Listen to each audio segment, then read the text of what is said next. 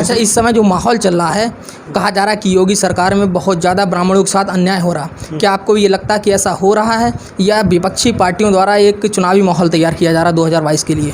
असी जी, किसी भी राजनेता को विपक्ष में आने पर ही अपना समाज क्यों याद आता है? सत्ता में रहते हुए उसे किसी भी समाज की याद क्यों नहीं आती है?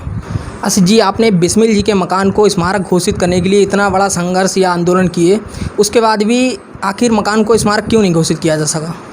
नमस्कार, मैं हूं आकाश मिश्रा और आप देख रहे हैं द गली मोहल्ला शो। आज हमारे साथ हैं पिछले कई वर्षों से क्रांतिकारियों के मकान को स्मारक व भगवान परशुराम की जन्मस्थली को पर्यटन स्थल घोषित करने के लिए संघर्ष कर रहे असित पाठक जी। असित जी, बहुत बहुत स्वागत है आपका हमारे शो में। असित जी, वर्तमान में जो राजनेता अपने आप को सबसे बड़ा परशुराम भक्त घोषित करने में लगे हुए हैं, उस समय जब आप भगवान परशुराम की जन्मस्थली को पर्यटन स्थल घोषित करने के लिए संघर्ष कर रहे थे, या आज तक उनमें से कोई भी राजनेता आपके सहयोग करने को आगे आया अभी तक? देखिए, ऐसा है ना कि किसी के लिए भगवान परशुराम जो हैं राजनीति और सत्ता प्राप्त करने के लिए होंगे, तो बहुत से नेता वहाँ पर मंच सजाने तो आए, लेकिन कभी भी इस आंदोलन को उन्होंने कभी भी आगे बढ़कर पूरा करने का प्रयास नहीं किया। चाहे वो सरकारें बसपा की रही हों, सपा की रही हो, सब के नेता आते तो रहे, वादे करते रहे, लेकिन कभी भी पर्यटन स्थल घोषित करने का प्रयास नहीं किया। हाँ, भाजपा की सरकार आई तो भाजपा की सरकार में ये ज़रूर हुआ कि नेता वहाँ पर आए, पूर्व केंद्रीय मंत्री भी वहाँ पर पहुँची, आज के जो राज्य मंत्री हैं वो भी वहाँ पर पहुँचे, लेकिन एक बार जब पर्यटन मंत्री महेश शर्मा जी जब यहाँ पर आए तो 42 करोड़ रुपए का उन्होंने वादा किया था कि 42 करोड़ रुपए परशुराम जन्मस्थली के लिए हम सैंक्शन करेंगे। और उसके बाद क्या हुआ क्या नहीं हुआ कि वो 42 करोड़ रुपए कब 2 करोड़ में रह गए, ये पता ही नहीं चला। तो मेरा ये कहने का मतलब है कि लोगों ने वादे बहुत किए, लेकिन इरादे बिल्कुल नहीं दिखाए। किसी भी नेता ने आज तक कभी बढ़कर परशुराम जन्मस्थली के लिए कोई प्रयास ऐसा नहीं किया जिससे कि वो भव्य मंदिर बन पाता, परशुराम जन्मस्थली पर्यटन स्थल घोषित हो पाती, जिससे जैसे और भगवान के जन्म स्थान हैं, जैसे भगवान श्री राम का अयोध्या है, भगवान कृष्ण की मथुरा है, वैसे कोई भी बड़ा वहाँ पर प्रयास नहीं हुआ जिससे हम कह सकते हैं कि भगवान परशुराम जन्मस्थली को एक सम्मान प्राप्त हुआ। असित जी, किसी भी राजनेता को विपक्ष में आने पर ही अपना समाज क्यों याद आता है? सत्ता में रहते हुए उसे किसी भी समाज की याद क्यों नहीं आती है? देखिए, एक नेता का एक ही मोटिव होता है सत्ता। वो जाति से आए, वो धर्म से आए, जो कि देखिए ऐसा होता है कि जिसको मुसलमानों को वोट मिलता है तो वो मुसलमानों की बात करेगा, काम भले ही ना करे मुसलमानों को, लेकिन मुसलमानों की बात करेगा। जिसको हिंदुओं को वोट मिलता है तो हिंदूवादी बात करेगा, भले हिंदुओं का काम ना करे। इसी तरीके से जातिवादी नेता हैं कि वो जाति की बात करेंगे लेकिन जाति का काम नहीं करेंगे। तो ये कुल मिलाकर ये टूल्स होते हैं, ये यंत्र होते हैं उनके सत्ता में पहुँचने के। तो अच्छा, इस समय जो माहौल चल रहा है, कहा जा रहा है कि योगी सरकार में बहुत ज़्यादा ब्राह्मणों के साथ अन्याय हो रहा। क्या आपको ये लगता है कि ऐसा हो रहा है या विपक्षी पार्टियों द्वारा एक चुनावी माहौल तैयार किया जा रहा 2022 के लिए? देखिए, ब्राह्मणों के साथ अन्याय हो रहा है ये भी कहना ठीक है, लेकिन साथ ही साथ ऐसा नहीं है कि और जातियों के साथ अन्याय नहीं हो रहा। मैं तो कह रहा हूँ कि ये बात अगर वाकई में विपक्ष कुछ करना चाहता है तो वो ये कहे कि जनता के साथ अन्याय हो रहा है। किसी जाति भी, कभी कोई कहता है दलित के साथ अन्याय हो रहा साहब, कभी कहता है मुसलमानों के साथ अन्याय हो रहा, कभी कहता है ब्राह्मणों के साथ अन्याय हो रहा। कि अन्याय तभी होता है जब वोट पाना होता है, कि जब वोट पाना होता है तो उसी के साथ अन्याय होने लगता है। दलितों के को यही कह करके तो मायावती ने 4 बार सरकार बना ली, 5 बार, कि दलितों के साथ अन्याय हो रहा। और ऐसे ही और भी सरकारें आई जिन्होंने मुसलमानों को कहकर कि मुसलमानों के साथ अत्याचार हो रहा, सरकार बना ली। तो ये एक सत्ता प्राप्त करने का स्टंट है। और ये भी लेकिन इसका मतलब ये नहीं कि जनता के साथ अन्याय नहीं हो रहा। जनता के साथ अन्याय आज भी हो रहा, चाहे वो पिछली सरकारें रही हों और आज की सरकारें रही हों, अन्याय आज भी हो रहा है। गरीब आज भी परेशान है, मध्यम वर्गीय आज भी परेशान है।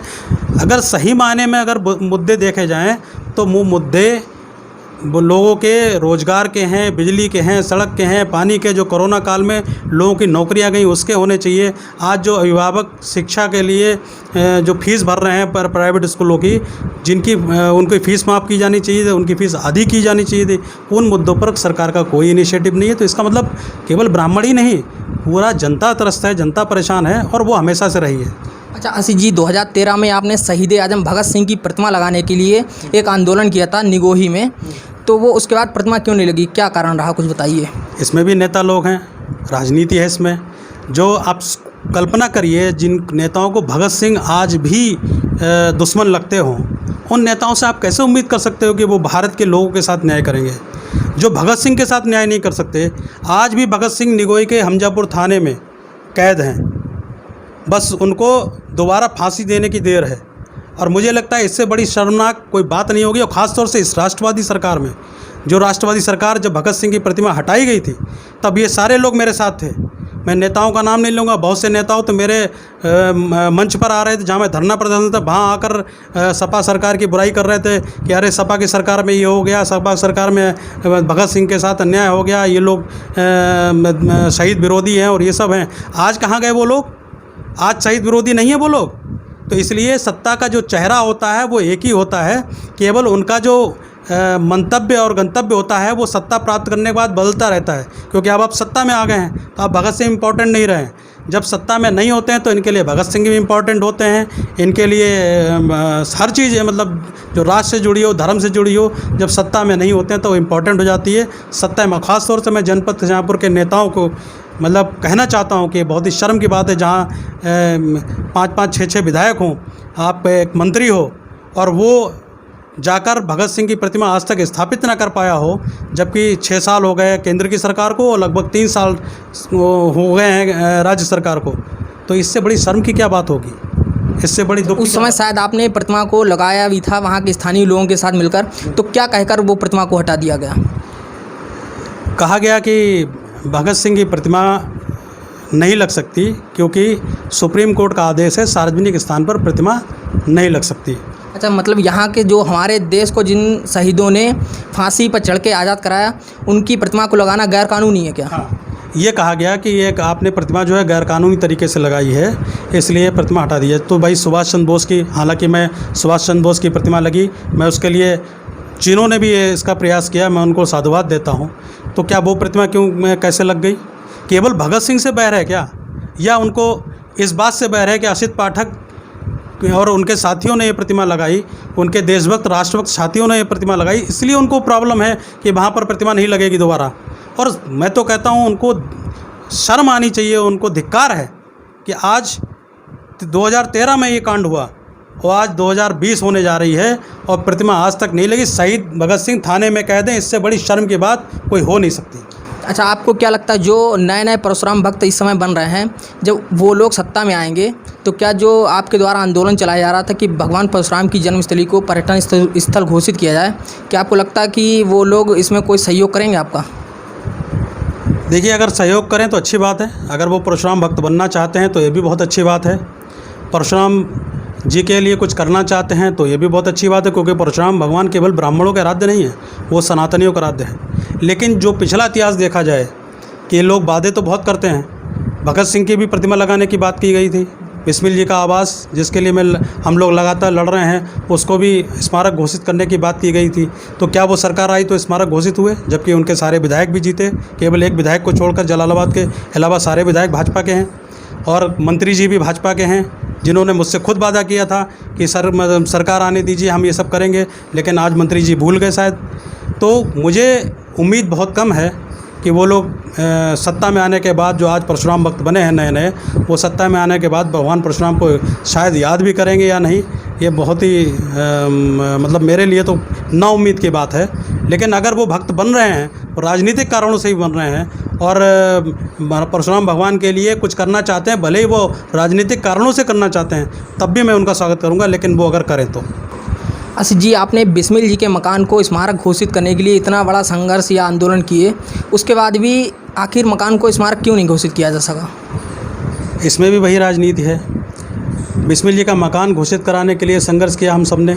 उसके बाद जो वहाँ पर रहते हैं उनसे जब हमारी ये बात हुई कि भाई इस मकान को अगर आप हम राष्ट्रभक्तों को दे दीजिए, हम इसका स्मारक बनाएंगे, तो उन्होंने कहा कि हमको इसके बदले से एक मकान दे दिया जाए। तो हम लोगों ने इसके बदले एक मकान ढूंढा मिशन स्कूल के मिशन फील्ड के पास, और उस मकान की कीमत लगभग 35 लाख रुपए थी।